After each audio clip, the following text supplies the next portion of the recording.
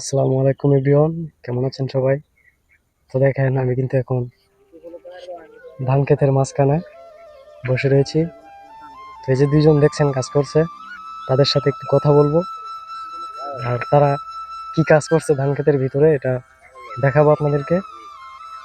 তারা মূলত, আপনারা এখানে কি বাঁচতেছেন? ঘাস, ক্ষেতের ঘাস।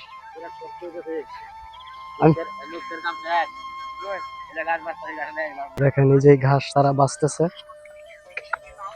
এই দেখেন, আপনার নাম কি? মোহাম্মদ জুলহাস মিয়া। জুলহাস মিয়া। জি। আর ওনায় মোহাম্মদ ফজলুর রহমান। বুঝি নাই। মোহাম্মদ ফজলুর রহমান। ফজলুর রহমান। যাক ভালো। তো কয় ঘন্টা কাজ করবেন এগুলো? এই এখন 5টা পর্যন্ত করা লাগবো। 5টা পর্যন্ত? কাজ তো 12 ঘন্টায় করা। 12 ঘন্টায় করা। 12 ঘন্টায় কাজ করা। তাহলে রোজ কত দৈনিক? রোজ তো 700 টাকা পুষে না। না 700 টাকা 700 টাকা মানে 650 দিব। একদম রোজা না। রোজা আছেন আপনার? হ্যাঁ হ্যাঁ। বন্ধুরা, এরা অনেক কষ্ট করে, আর যেই কষ্ট করে এই কষ্ট করে রোজা রাখা প্রায় মুশকিল। অনেক কষ্ট করে তারা। দেখেন এই যে ঘাস তারা বাঁচতেছে, আর এই যে ঘাস, এগুলো ঘাস আপনার একটা একটা করে পুরা ক্ষেতের ঘাস তারা পরিষ্কার করবে। বন্ধুরা এই যে দেখেন, ঘাস তুলে আবার কাদার ভিতরে পা দিয়ে নিচে দাবিয়ে রাখতেছে যাতে আবার না উঠে। ঠিক আছে? হ্যাঁ, এই তো যদি না ডাবাই দেয় তাহলে এগুলো আবার উঠে যাবে। ঠিক আছে বন্ধুরা? আবার সার দিলে আবার ধানের ক্ষতি করবো। যদি আবার সার দেই, ডাবায় যদি না রাখি তাহলে আবার সার দিলে আবার ধানের ক্ষতি হইব। বুঝতে পারছি। হ্যাঁ, তো তাদের কষ্ট কিন্তু অনেক কষ্ট, কারণ এই যে দেখেন এই যে নেস হয়ে যে কাজ করে তারা, এটা কিন্তু তাদের কোমরে অনেক সমস্যা হয়। কি সমস্যা হয় না? কোমরে অনেক সমস্যা হয় তাদের। রাতে শুইতে গেলে কিংবা ঘুমাতে গেলে অনেক ব্যথা করে তাদের। কবদার মধ্যে ব্যথা করে, মানে গিরো গিরো ব্যথা করে, কোমরে ব্যথা করে। তারা অনেক কষ্ট করে। গৃহস্থ না আপনারা? গৃহস্থ। জি। হ্যাঁ, গৃহস্থ। তো সবাই দোয়া করবেন তাদের জন্য। তারা কিন্তু অনেক পরিশ্রমী মানুষ, অনেক কষ্ট করে তারা দিন কাটায়। দোয়া করবেন তাদের জন্য সবাই। ঠিক আছে বন্ধুরা?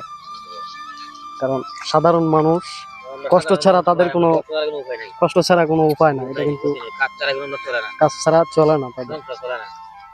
ওটাই। দেখেন এই যে ঘাস, এগুলো যে এদিকে বাছা হয়ে গেছে, দেখতে পাচ্ছেন এদিকে বাছা শেষ।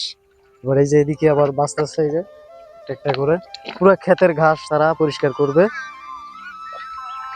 অনেক কষ্ট করে তারা। দেখে আমি ওই দূর থেকে দেখেছি। যে কিছু বলেন, আপনাদের বিষয়ে কিছু বলেন। কি বলবো আমরা, বলার তো নাই কিছু। কাজ করি, মনে কাজ করি, 3 বেলা খাওয়া, কাজ করে তো টাকা দেয়, এই হাজারে নিয়ে আমরা সংসার চলে। তো তারা কিন্তু সত্যি অনেক কষ্ট করে, কষ্ট ছাড়া কিন্তু কোনো কেষ্ট নাই। রোজা থেকে কাজ করতেছি, তাও ওই যে 50 টাকা ধরে দিতে চাইলেও দিতে চায় না গৃহস্থেরা। আমরা অনেক কষ্ট। মানুষ কত খারাপ। আশা করি 50 টাকা চাই, কয়জনে মন খুশি দিয়ে কয়জনে দেন। হ্যাঁ, এটাই। সবাই তো আর একরকম, সবাই তো একরকম না। ভালো লাগে, দয়া লাগে দেয়া কিছু, মারাই আর কেউ তো দিয়ে না। যার ভালো লাগে সে খুশি হয়ে দেয়, যার ভালো লাগে না সে তাদের চিনেও না, এরকম একটা অবস্থা। গরিব মানুষ ভাই, বড় ভাই অত লোক আছে কিন্তু দুয়ারে খাওয়ানো দেয় না। এই যে কথাটা বুঝলাম, দিয়ে 2 বেলা খাওয়ানো গেল, সকাল আর রাত্রে। দুপুরে নিজের পকেট থেকে খাইতে হয়। এই 600-700 টাকা রোজে আপনাদের পুষে? না না, পুষে না তো, পুষে না। 600 টাকা রোজ পুষে? 2700 টাকা রোজ হইলে পুষতো কোনো মতে। এই ঘর ভাড়া আছে, রাত্রে সিহিরি খাইতে হয় হোটেলে, 100 টাকা 90 টাকা লাগে সিহিরি খাইলে। খরচা অনেক জায়গা। দেখেন 600-700 টাকা রোজ কাজ করেও তারা তাদের সংসার ঠিক মতো চালাতে পারে না, এত কষ্ট করে তারা। এবং এই রোজার মাস রোজা রেখে তাদের সেহরিটাও কিনে কিনে খাওয়া লাগে, এরকম একটা অবস্থা। বুঝছেন? আসলে গরিবের দুঃখ একমাত্র আল্লাহ ছাড়া কেউই বুঝে না ভাই। বুঝছেন? কেউই বুঝে না।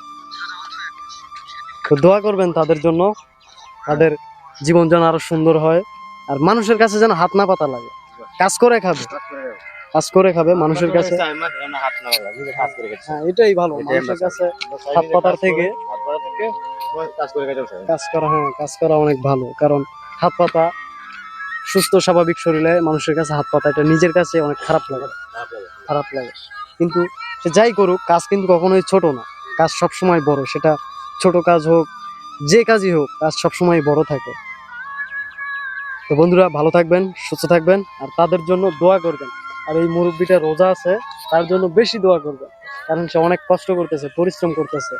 ঠিক আছে বন্ধুরা, ভালো থাকবেন, সুস্থ থাকবেন।